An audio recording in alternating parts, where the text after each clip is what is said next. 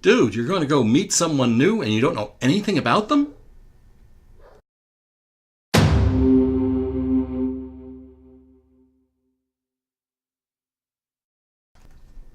This is Act My Age, lessons from a guy who's old enough to know better. I'm Brother Russ, and today we're going to talk about people, or more exactly, Pipple. Pipple.com.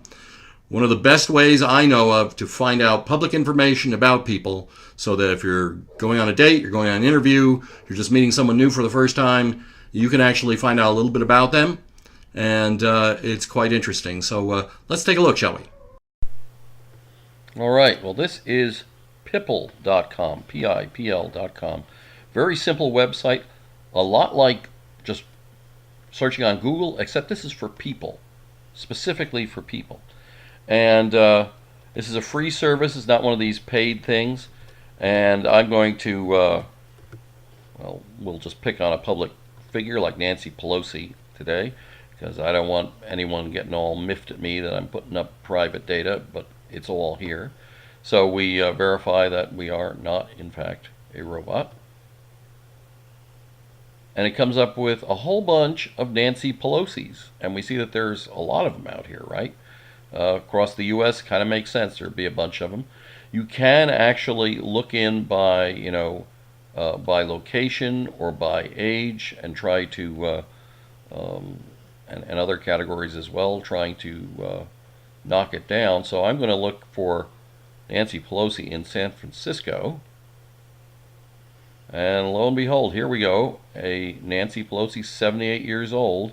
We notice that there's also a reference here from Trinity Washington University. But let's go to this top one since it showed up on the top. And what do we know about this Nancy Pelosi?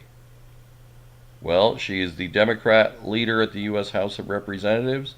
She got a BA from Trinity University, Washington, so that makes sense that the other one would be out there.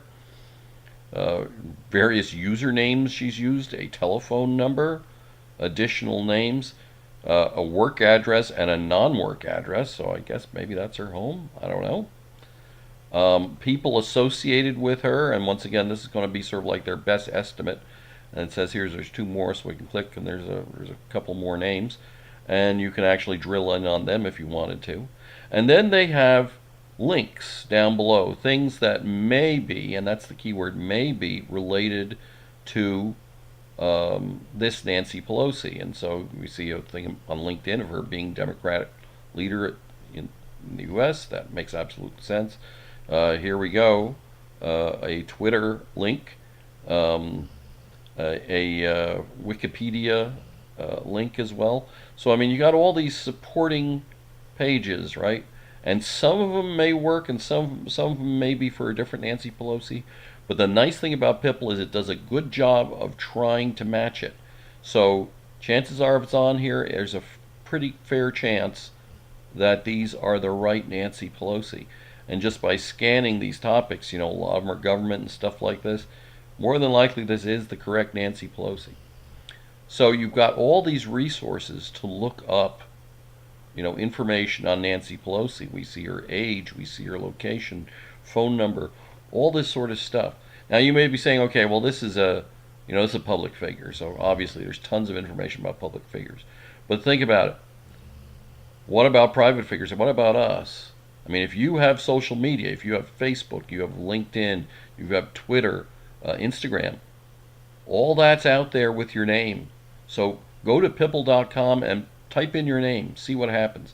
You'll probably find a lot of other people with their same name, but if you look around, you'll probably find an entry that is for you, and you may well find that it has your age. It may well have your home address. It may have phone numbers. It's interesting stuff. So I mean, if you are using an internet dating service and you're going to go out with someone, you may want to pipple them. You may want to take a look to see what can be known about this person, so you have a little bit of background. If you're going on a job interview and you have the name of your interviewer and you want to know what they like, so you get a little bit of advantage during the interview, go on Pipple.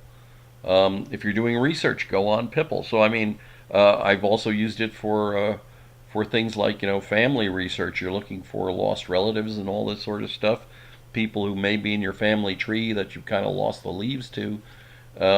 There's information out there. So you find someone who's related to someone you're related to, and that's a possibility that may be an actual relative. So there's tons of uses for Pipple, and if you haven't used it, I recommend you give it a try. It is free. It is simple.